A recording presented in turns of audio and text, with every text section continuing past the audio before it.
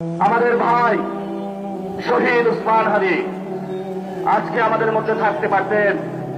সংসদ সদস্য হিসাবে ঢাকা ৮-এর আল্লাহ ওনাকে শহীদ হিসাবে নিয়ে গিয়েছেন। আমরা বিচারের দাবিতে মাঠে গিয়েছি। আজকেই যেহেতু বিরোধী দলীয় যাত্রা হচ্ছে এই বাইতুল মোকাররম থেকে, আমি সরকারের কাছে আহ্বান জানাবো, দেশের কাছে আহ্বান জানাবো, প্রশাসনের কাছে আহ্বান জানাবো, আপনারা দ্রুত গতিতে শহীদ উসমান হাদি ভাইয়ের হত্যাকাণ্ডের বিচার যাতে হয় সেই উদ্যোগ নিন। আমাদেরকে এতদিন বলা হয়েছে বিচার এবং নির্বাচন মুখোমুখি দাঁড় করাবেন না। আমরা মরিয়া প্রমাণ করিলাম যে আমরা নির্বাচন বিরোধী নই। এখন সময় এসেছে শহীদ উসমান হাদি ভাইয়ের হত্যাকাণ্ডের বিচার করতে হবে।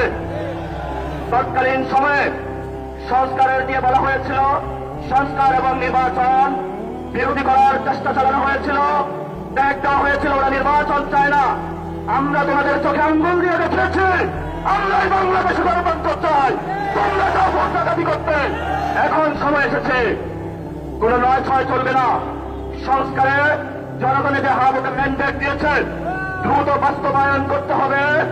সাথে সাথে বাংলাদেশে সন্ত্রাস, চাঁদাবাজি, দখলদারিত্ব বন্ধ করার উদ্যোগ নিতে হবে। এবং নির্বাচনের আগে আমরা এই বাইতুল মোকাররমে দাঁড়িয়ে একটি প্রটেস্ট করেছিলাম। ভোট ডাকাতির জন্য আমাদের জামাত ইসলামের এক ভাইকে খুন করা হয়েছিল। আমরা বলেছিলাম আমরা আবার আসবো, দ্বিগুণ হয়ে আসবো, দ্বিগুণ হয়ে আমাদের ভাইয়ের হত্যার বিচার বুঝে নিতে হবে।